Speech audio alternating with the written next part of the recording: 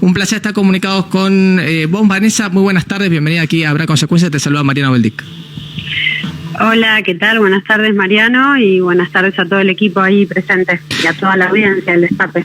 La primera pregunta que te hago es cómo podemos resumir las causales. Hay una, digamos, reiteración de conductas, por decirlo de alguna forma, en distintas situaciones por parte de los jueces que aparecen mencionadas en estas 400 páginas, pero si quisiéramos hacer una síntesis breve para que la gente entienda el porqué de este proceso, ¿cómo las podríamos sintetizar?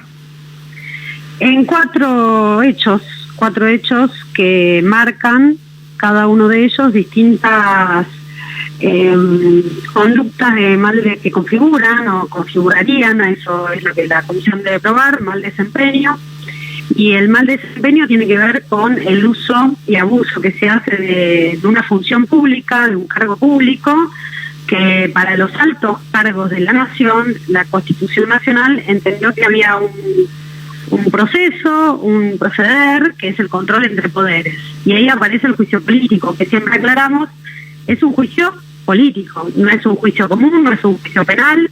El objetivo de todo juicio político, que lo lleva adelante un órgano político, como es la Comisión de Juicio Político de la Cámara de Diputados, en su rol de acusadora, y luego resolverá oportunamente, deberá resolver el Senado de la Nación como juzgadora.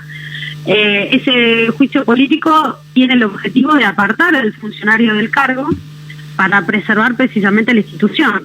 En este caso, si se interpreta que los ministros de la Corte Suprema de Justicia de la Nación, en este caso son los 4 denunciados, se desempeñaron mal, si no actuaron con idoneidad, si no actuaron con solvencia moral, si no respetaron los principios constitucionales, se los apartará del cargo. Y en caso que en el marco de la investigación surgiere eventualmente la comisión de algún delito, eso luego lo resolverá, una vez el funcionario apartado, una vez el juez de la Corte apartado, lo resolverá la propia justicia, ¿no? Claro. Esto para clarificar, porque se ha intentado desde los medios hegemónicos asimilar la figura de un juicio común a un juicio político, y en ese caso decir, por ejemplo, que la presidenta de la comisión o algún otro diputado o diputada al frente de todos no es imparcial al momento, no necesita ser imparcial, no requiere ser imparcial, porque es un diputado o una diputada de la nación. Claro. La imparcialidad se le exige a un juez de la Corte o a un juez común, se le exige a los miembros del Poder Judicial, no a los miembros del Poder Legislativo, que son órganos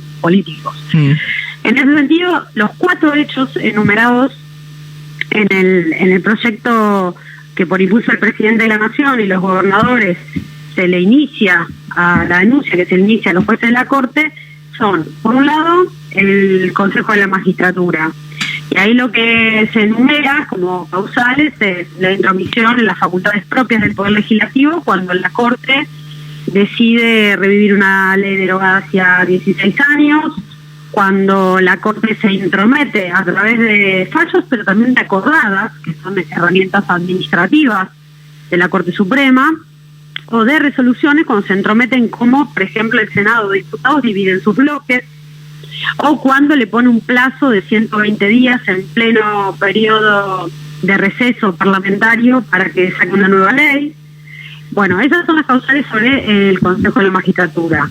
Luego viene lo que es el fallo de la coparticipación, donde vemos cómo otra vez se entromete no solo en las facultades del Legislativo, suspendiendo una ley, sino además en las facultades del Ejecutivo, donde le dice al Ejecutivo: usted tiene que pagar tanto a la ciudad de Buenos Aires en detrimento del resto de las provincias argentinas. Entonces ahí hay una clara afectación al federalismo. Esto dicho por los propios gobernadores, quienes se presentaron en esa causa como amicus curiae, que es una figura técnica que se llama amigos del tribunal, es una forma de poder participar y opinar sobre un tema de relevancia a quienes se ven afectados. En este caso, los gobernadores. Sí. Puesto que, por ejemplo, si hay una obra que está en ejecución por el presupuesto 2023, que se va a hacer en Santiago del Estero, que se va a hacer en Chaco, que se va a hacer en cualquier provincia argentina que requiere cierta cantidad de recursos, esos recursos ya no van a poder estar ahí, no van a poder estar en las obras de las provincias, sino que van a venir a la ciudad autónoma de Buenos Aires. Bueno, los gobernadores se presentan porque se ven afectados.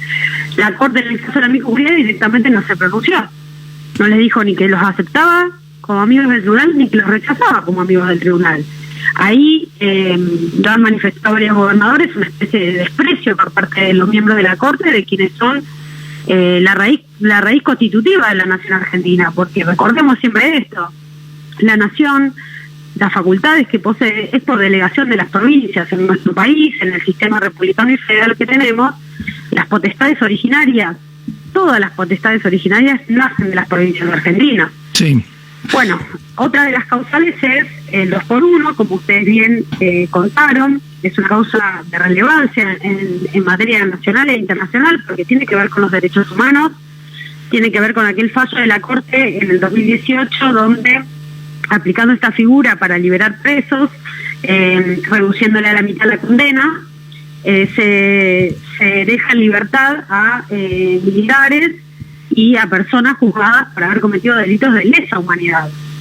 Esto fue un hecho histórico. Recordemos en el 2018 aquella marcha de los pañuelos blancos que bueno, llevó a que luego el Congreso sancione la ley y que la propia Corte vaya para atrás, a excepción de uno de sus ministros, el ministro Rosenkrantz. Sí. El resto de los ministros se rectificaron, volvieron a sacar un fallo aclaratorio, una cosa un poco rara también, menos Rosenkrantz, que luego siguió fallando así sucesivamente en otras causas, en otros fallos de lesa humanidad. Esta fue una de las causales por las cuales iniciamos, que les habla, en el 2020 un pedido de juicio político, que en su momento fue tomado como fuera de lugar y demás. Bueno, esto también a veces a juzgar por los tiempos, ¿no? A veces los tiempos adecuados son al inicio de los gobiernos cuando se trata de cuestiones de relevancia de este tipo. Sí. Pero bueno, yo siempre creo que nunca es tarde, porque nunca es tarde para lo que viene, ¿no? Claro. Lo que ya no se hizo,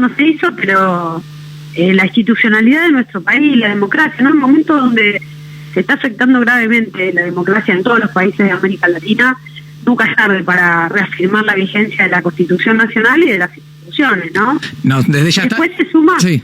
No, por favor, continúa, Vanessa. No, y el último hecho que se menciona es el tema de la obra social. Acá sí no es que está en juego alguna sentencia dictada por la Corte, sino lo que está en juego es la posible o eventual comisión de algún delito de malversación de fondos sobre la obra social, causa que conocemos muy bien porque hemos vivido en carne propia de los afiliados judiciales de la obra social que cada vez están viendo deteriorado más el servicio de salud que está presta en función de que está administrada de manera deficiente, sin transparencia. Esto lo ha dicho la propia auditoría, que mandó a hacer la propia Corte. Sí. La Corte Suprema en el 21 manda a hacer una auditoría interna, porque no había personal de auditoría interna designado en la obra social, incumpliendo el propio estatuto, y fruto de esa auditoría es que se coloca también en este pedido, y hay otra presentación que hizo María Rosa Martínez, la diputada María Rosa Martínez y el diputado Pablo Cardo de Extracción Sindical, sobre el tema de obra social. Hay causas penales, bueno, todo eso será fruto de la investigación por parte de la Comisión de Juicio Político. Estamos en línea con Vanessa Sile, diputada nacional del Frente de Todos, y además integra la Comisión de Juicio Político. Precisamente respecto al funcionamiento de la comisión, se hablaba de mediados de la semana que viene, no sé si ya tienen alguna fecha exacta para cuando van a empezar a trabajar, y sobre todo también preguntarte respecto al tema de cómo van a conformar la labor, digamos, de trabajo, si se van a poner un plazo, si ya tienen en mente algún plazo para investigar y cuánto podría ser ese periodo. Bueno, la Comisión de Juicio Político funciona en base a un reglamento interno, y ese reglamento lo que prevé es un primer paso, que es el paso de admisibilidad, se llama informe de admisibilidad de la denuncia, que verifica si están cumplidos los requisitos formales, llámese si el denunciante presentó el domicilio y algún que otro nombre, apellido, domicilio, y las causales objetivas, prima facie, que podemos decir dan pie a que está bien formulada la denuncia. Es decir, no se dice denunciamos a un juez de la Corte porque dijo que mal día es hoy, sino, bueno, se sustancia las causales objetivas que tengan algún dejo de veracidad, ¿me entendés? Sí. Entonces, entendemos que esa primera reunión la estaríamos realizando el 26 de enero, y bueno, a partir de esa instancia del informe de admisibilidad comienza una instancia de instrucción, de prueba, donde cada uno de estos hechos que yo te enumeré antes tienen que ser contrastados con pruebas. Pruebas que son documentales, es decir, todo tipo de documentación, de sentencia, de acordada, pueden ser informativas, se pueden pedir informes, las pruebas pueden ser testimoniales, se va a invitar a una serie de testigos a que vayan ratificando o no los hechos que se presentaron.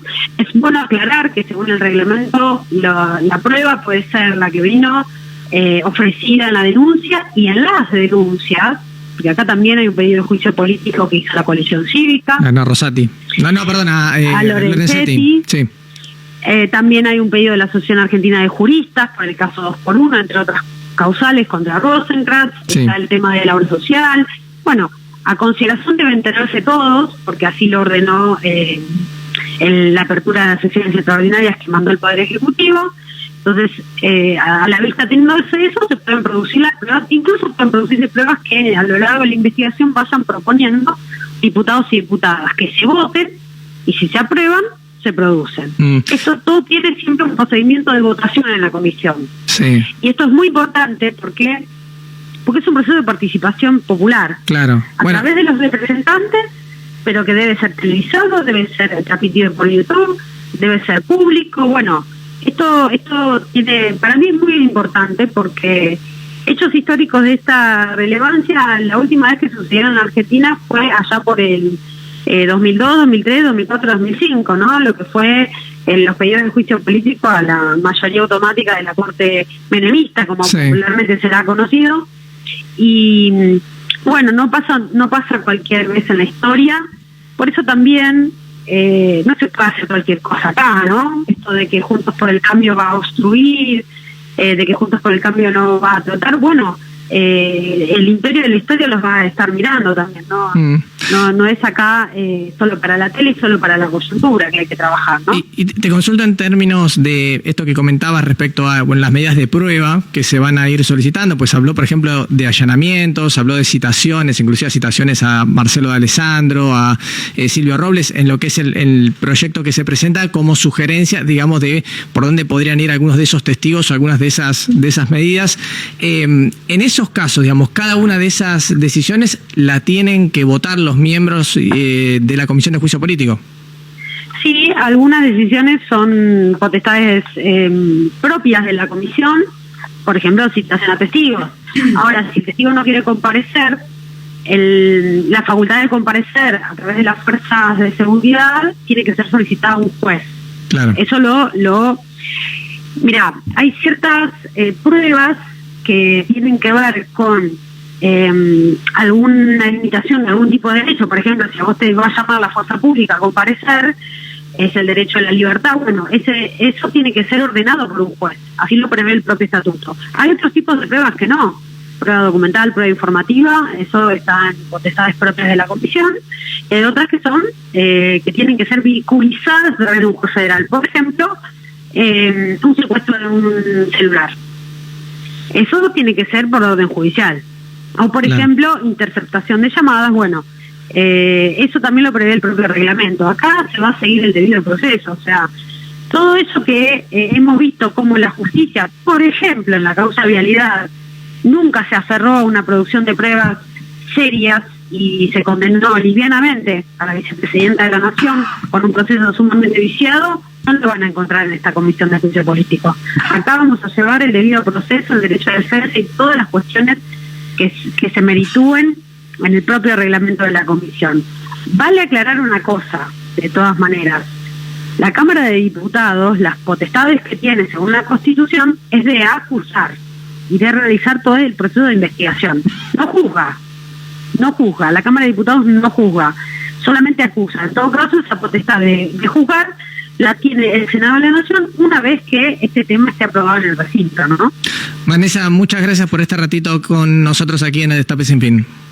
No, bueno, muchas gracias a ustedes y les mando un gran saludo.